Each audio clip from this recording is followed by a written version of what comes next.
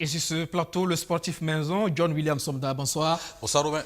Il faut le dire, hein, Pitrapois qui signe un retour gagnant, est-ce qu'on peut encore compter avec lui pour la sélection nationale? Est-ce qu'on peut encore compter? Hier, en tout cas, on a compté sur lui parce que c'est lui qui ouvre le score. Mais il faut dire, hein, Rémi Lambert l'a dit, techniquement, il n'y a pas trop de soucis, mais on sent Jonathan Pitrapois à coup de forme. Ce n'est pas encore le pit, je veux dire, hein, à 100% de ses moyens. Je dirais peut-être 40 à 50%, beaucoup d'approximations techniques. Physiquement, on sent que ce n'est pas encore le vrai pit, mais on pourra compter sur Pitrapois sur encore peut-être 5, 6, 7 matchs, pourquoi pas, jusqu'à la CAN. Mais après, il faudra commencer à penser, bien entendu, à faire sans Pitrapois. Et après donc l'échec de Nouakchott, on peut dire que c'est un groupe là qui se retrouve, les étalons.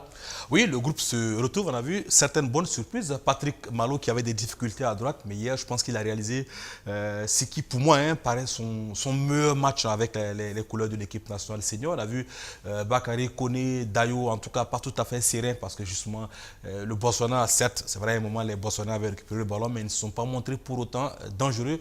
On ne peut pas déjà dire que le groupe est retrouvé, mais c'est de bon augure pour la suite parce qu'avec cette victoire, les Étalons retrouvent donc la première place du groupe, même s'ils la partagent avec l'Angola et la Mauritanie, mais avec une différence de but nettement favorable. La prochaine journée, mardi prochain, du côté de Francistown, où les Étalons donc défieront à nouveau les Ils Zèbres. sont d'ailleurs arrivés Oui, ils sont arrivés aujourd'hui sur le coup de 3h30, excusez, 3h30 temps universel, mais je pense qu'il devait être 4h30 du côté de Gaborone. En tout cas, tout a été mis en place hein, pour que les Étalons retrouvent rapidement leur hôtel. A-t-on appris de la part de sources proches de la Fédération burkinabé de football. L'accueil aurait été très bien. Les Botswanais, en tout cas, très accueillants, qui ont permis, bien entendu, hein, des facilités pour l'obtention du visa sur place. Mais mardi prochain, ça sera tout autre sur la pelouse de Francistown. Peut-être qu'après, on retrouvera les bonnes amitiés. Mais pour l'instant, en tout cas, on espère que ce match va bien se dérouler parce qu'au même moment, du côté de Nouakchott, la Mauritanie accueille donc l'Angola. Les trois équipes ont 6 points. En cas de victoire, le Botswana sera définitivement éliminé et les Étalons feront un pas de plus parce que ce qu'il faut signifier, tous les deuxièmes ne sont pas qualifiés. Tous les deuxièmes ne sont pas qualifiés parce que cela dépend beaucoup du groupe. Tous les deuxièmes ne sont pas qualifiés. Tous les deuxièmes ne seront pas qualifiés. Cela dépend si le Cameroun, dans son groupe, par exemple, finit premier, seul le deuxième du groupe du Cameroun sera qualifié. Il y a un deuxième qui va sauter. Donc il faut donc porter il faut être premier dans son groupe pour être sûr d'être au Cameroun. D'être au Cameroun. Et ce qui est intéressant dans ce groupe, on pourrait se retrouver après la 4e journée avec 2 équipes à 9 points et une à 6 points. Et là, donc, il n'y a plus de place hein, pour les erreurs, comme on a vu à Nouakchott. Mais là, on voit qu'à travers ce match, 3-0, c'est peut-être l'équipe botswanaise qui n'est pas à la hauteur. Mais on sent qu'il y a cette envie du jeu au ballon qui est là, avec un coaching aussi hein, de l'entraîneur, il faut le souligner quelque part, qui est gagnant.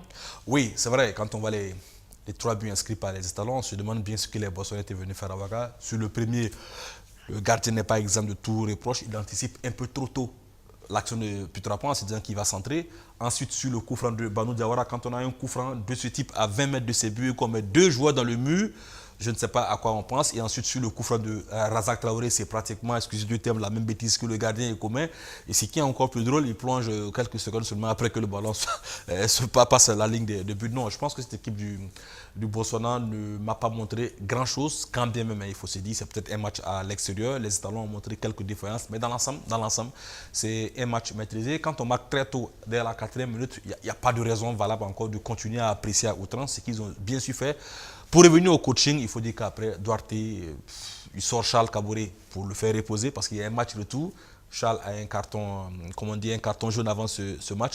Après, sortir Pitrapois, après sortir... On aurait pu s'attendre à Alain Traoré en début de rencontre aussi. Oui, Alain Traoré en début de rencontre, mais Duarte l'avait dit en conférence de presse, une conférence de presse du reste que les gens ont suivi sur BF1. Il va jouer. Pour gagner, il va mettre l'équipe la plus offensive possible avec Banu en pointe, même si on peut dire que Banu jouer pour marquer beaucoup, hein, 3-0, peut-être au Botswana, il faudra en faire autant parce que ça va compter aussi, le goal. Ça va compter, mais 1-0 Botswana, moi je suis preneur. D'accord. Merci William. Merci toi, merci.